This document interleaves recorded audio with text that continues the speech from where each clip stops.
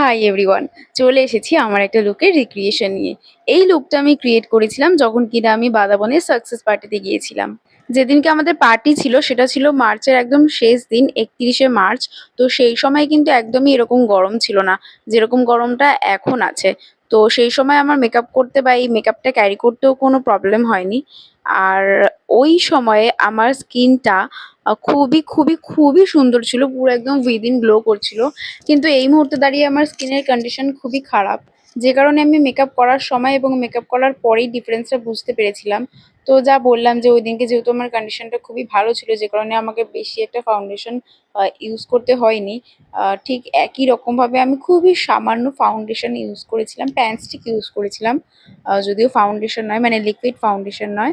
এবং pan স্টিকটা use করার পর এখানে অল্প একটু জাস্ট কনসিলার নিয়ে চোখের তলায়, লিডে এবং কালকে আমি এক্সট্রা লাগিয়েছিলাম অ্যাকনি মার্কসের ওপর।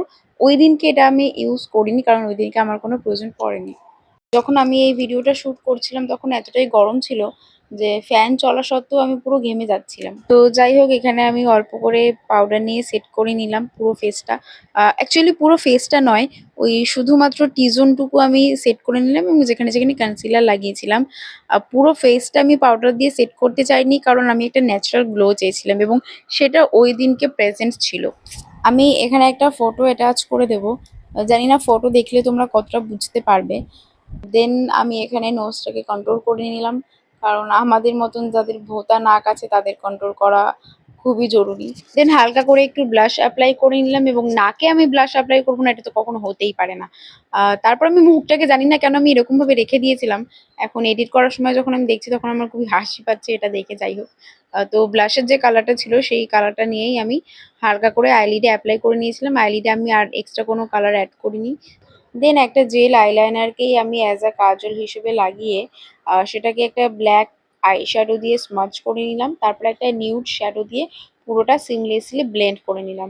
তারপর অ্যাপ্লাই করে নিলাম মাস্কারা। এরকমভাবেই আমার আই লুক কমপ্লিট। ওই দিনকে জানি না কেন, হয়তো স্কিনটা এত সুন্দর ছিল এবং উইদিন একটা গ্লো ছিল বলে আমার হাইলাইটার ইউজ করতে একটুও ভালো লাগছিল না। খুবই সামান্য আমি হাইলাইটার ইউজ করেছিলাম, তারপর একটা কালো টিপ পরে নিলাম। এরপর বাকি আছে লিপস্টিক, সেটাও আমি একটা নিউড কালারের লিপস্টিক পরে নিলাম। তারপর জুয়েলারি পরে নিয়েই আমার লুক রেডি। তোমাদের যদি এই লুকটা ভালো লেগে থাকে তাহলে অবশ্যই আমার ভিডিওটাতে একটা লাইক করে দিও এবং চ্যানেলটাকে সাবস্ক্রাইব করে দিও আর অনেক অনেক শেয়ার করে দিও। আজকের মতন টাটা।